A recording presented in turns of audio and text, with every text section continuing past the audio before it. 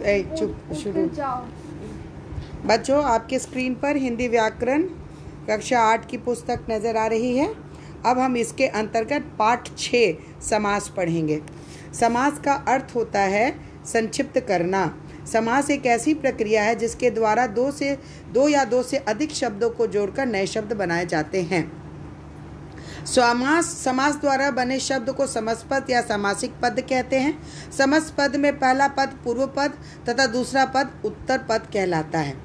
सामासिक पद को अलग अलग करना तथा उसे आपसी संबंध को स्पष्ट करना समास विग्रह कहलाता है। बच्चों, समास के 6 भेद होते हैं जो आपके स्क्रीन पर नजर आ रहे हैं। अव्ययी भाव समास, तत्पुरुष समास, कर्मधारय समास, द्विगु समास, द्वंद्व समास और बहुव्रीहि समास। पहला अव्ययी भाव समास, जिस समास पद का पहला पद प्रधान होता है और अव्यय की तरह कार्य करता है उसे अव्ययी भाव समास कहते हैं। इसका उदाहरण आपके स्क्रीन पर नजर आ रहा है। तत्पुरुष समास में उत्तर प्रधान होता है और इसमें आने वाली विभक्तियां और प्रसंगों का लोप होता है। प्रसंगों का अर्थ होता है कारक के चिन्हों का। कारक की दृष्टि से तत्पुरुष समास के 6 भेद होते हैं और इसके सारे चिन्ह जो है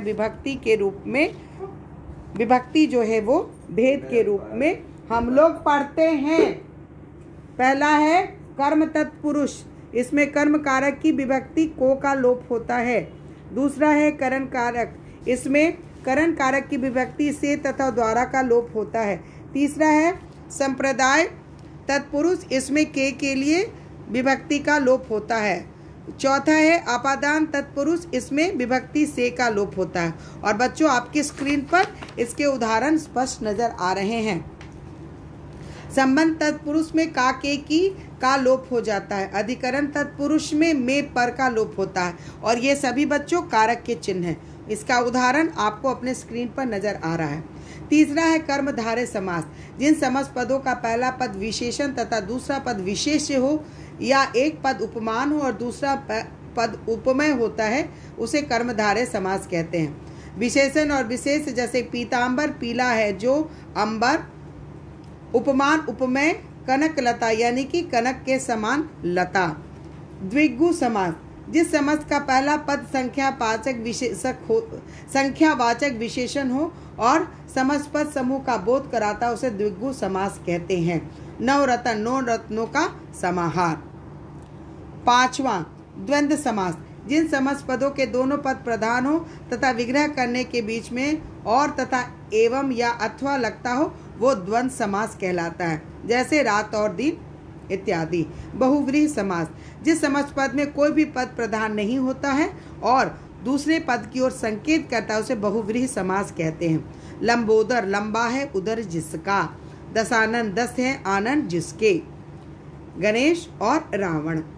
दूसरा है बच्चों कर्मधारय और बहुव्रीहि समास में अंतर पाए जाते हैं। इन दोनों का अंतर समझने के लिए विग्रह को ध्यान से देखना होगा। जैसे कि दशानन 10 मुखों वाला तो ये कर्मधारय हो जाएगा, लेकिन 10 मुख है जिसके तब ये बहुव्रीहि समास कहलाएगा।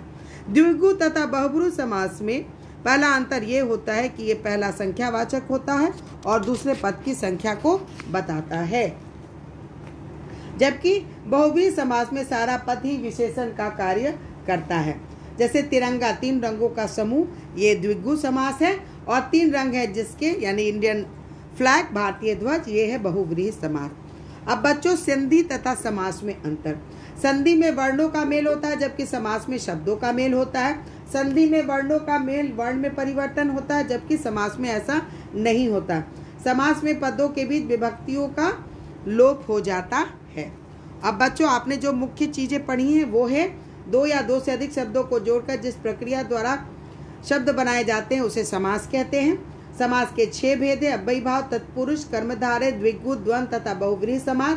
तत्पुरुष समास के 6 भेद है। कर्म तत्पुरुष, करण तत्पुरुष, संप्रदान तत्पुरुष, आपादान तत्पुरुष, संबंध तत्पुरुष तथा अधिकरण तत्पुरुष। आशा है बच्चों आपने समास को अच्छी तरह से समझ लिया होगा। अगर आपको इसमें कुछ डाउट है तो हम लोग लाइव क्लास में इसके बारे में और पढ़ेंगे। बच्चों, आपके सामने प्रश्न है जिसका उत्तर भी मैं आपको बताऊंगी। पहला प्रश्न है क्लास 8 हिंदी व्याकरण पाठ 6 समास। नीचे दिए प्रश्नों के उत्तर दीजिए। समास किसे कहते हैं? उदाहरण स्पष्ट कीजिए। समास का अर्थ है संक्षिप्त करना। समास एक ऐसी प्रक्रिया है जिसके द्वारा दो या दो से अधिक शब्दों को जोड़कर शब्द बनाए जाते हैं, जैसे यथा विधि, विधि के अनुसार, यथा संभव, जैसा संभव हो। बच्चों, दूसरा प्रश्न है, तत्पुरुष समास को स्पष्ट करते हुए इसके भेदों को उदाहरण सहित बताइए। जिस समास पद का उत्तर पद प्रधान हो उसे तत्पुरुष समास कहते हैं। तत्पुरुष समास में पूर्व पद तथा उत्तर पद के बीच कारक की विभक्ति का लोप हो जाता है और इसके अनुसार तत्पुरुष समास के 6 भेद हैं। कर्म तत्पुरुष, इसमें कर्म कारक की विभक्ति का लोप होता है। दूसरा है करण तत्पुरुष, इसमें करण कारक की विभक्ति का लोप होता है। संप्रदान कारक, इसमें संप्रदान कारक की विभक्ति के लिए का लोप हो जाता है। अपादान तत्पुरुष, इसमें अपादान कारक की विभक्ति से का लोप हो जाता है। संबंध तत्पुरुष, इसमें संबंध कारक की विभक्ति का के की का लोप हो जाता है। और बच्चों, सभी को मैंने आपको उदाहरण के द्वारा स्पष्ट भी कर दिया है। अधिकरण समास में अधिकरण की विभक्ति में पर का लोप हो जाता है। अब बच्चों, चौथा प्रश्न है, कर्मधारय और बहुब्रीहि समास में अंतर बताइए। कुछ समासिक पद कर्मधारय तथा बहुब्रीहि दोनों समासों में पाए जाते हैं, अतः इन दोनों का अंतर को समझने के लिए हमें इनके विग्रह को समझना होगा। कर्मधारय समास में दोनों पदों में विशेषण और विशेष अथवा उपमान और उपमेय का संबंध होता है, जबकि बहुब्रीहि समास में संपूर्ण समासपद किसी संज्ञा शब्द के विशेषण का कार्य करते हैं। जैसे कर्मधारय 10 मुखों वाला, बहुब्रीहि 10 मुख है जिसके। और आखिर है बच्चों, संधि और समास में अंतर स्पष्ट कीजिए। उत्तर है, संधि में वर्णों का मेल होता है जबकि समास में शब्दों का मेल होता है। संधि में वर्णों के मेल से वर्ण में परिवर्तन हो जाता है, परंतु समास में ऐसा नहीं होता है। तीसरा और आखिरी है, समास में पदों के बीच परसर्गों यानी कि कारक की विभक्तियों का लोप हो जाता है। बच्चों, समास का अध्याय आपका समाप्त हुआ। इसमें प्रश्न उत्तर सभी मैंने आपको बता दिया है। इसे आपको अच्छी तरह पढ़ना है और याद भी करना है।